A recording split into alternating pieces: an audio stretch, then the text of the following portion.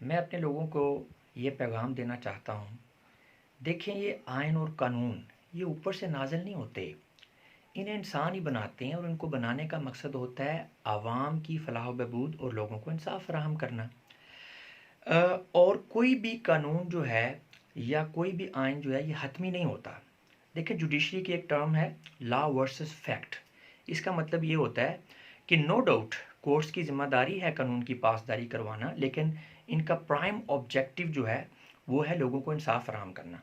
अक्सर ही कोर्ट की प्रोसीडिंग्स के अंदर जो है ये बात देखने में आती है कि जब आप कानून को फॉलो कर रहे होते हैं तो किसी न किसी से ज़्यादती हो रही होती है। तो ऐसी सिचुएशन में फिर कोर्ट को फ्लेक्सिबल होना पड़ता है कानून के लिहाज से इंसाफ की फराहमी को यकीनी बनाने के लिए। तो ये बात करने का मकसद ये है कि कोई भी कानून या आइन जो है ये हतमी नहीं होता।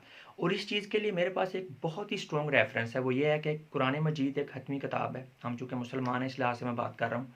नबी पाक सल्लल्लाहु अलैहि वसल्लम की तालीमात जो है, हमारा ईमान है कि वो भी हतमी है।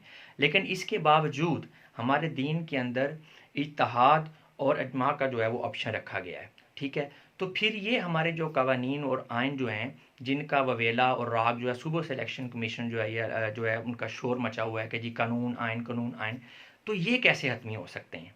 अब सवाल ये पैदा होता है कि जो पाकिस्तान है, हमारे मुल्क व कौम की जो बेहतरी है वो इस चीज़ में है कि सेनेट का इलेक्शन जो है ये ओपन बैलेट या सीक्रेट बैलेट से होना चाहिए, या इस चीज़ में है कि सेनेट का इलेक्शन ट्रांसपेरेंट होना चाहिए।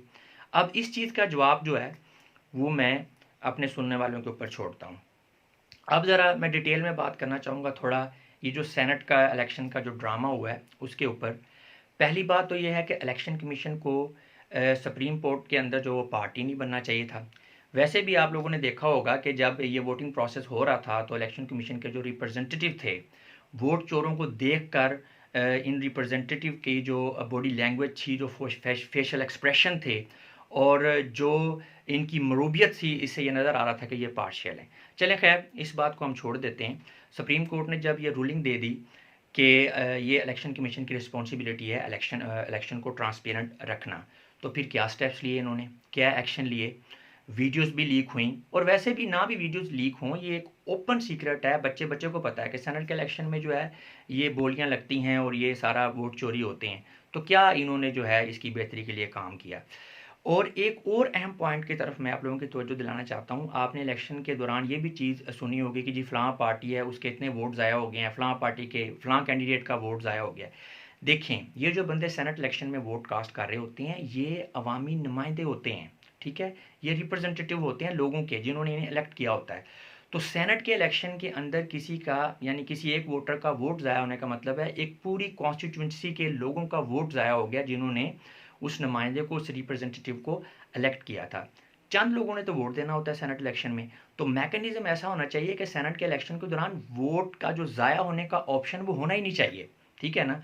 तो ये इसके लिए कुछ भी नहीं कर सके आज तक हमारा जो है ये इलेक्शन कमीशन। और इलेक्शन कमीशन की जो इनएफिशिएंसी है सिर्फ इन्हीं बातों तक महदूद नहीं है।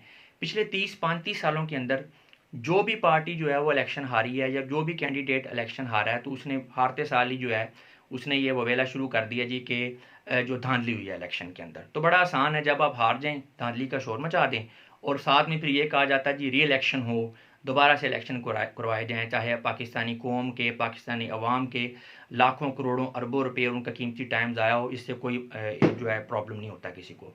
देखें, पिछले 30-35 सालों के अंदर जब हर हारने वाली पार्टी, हर कैंडिडेट ने यह धांधली का इल्ज़ाम लगाया, तो क्यों नहीं इलेक्शन कमीशन ऐसा कोई मैकेनिज्म डेवलप कर सका जिससे इसकी इंटेग्रिटी के ऊपर जो है वो उंगली ना उठाई जा सके।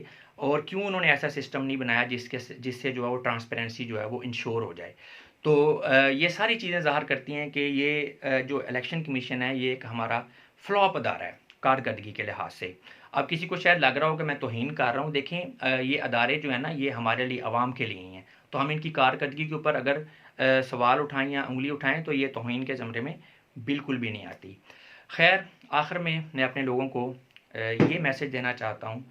देखें, जब हम लोगों ने अपने ज़ाती मफादात और ज़ाती सियासी वाबस्तगी को छोड़ के अपने मुल्क को, कौम की बेहतरी के लिए सोचना शुरू कर दिया ना, तो ये असल चेंज होगा और यही इनकलाब होगा।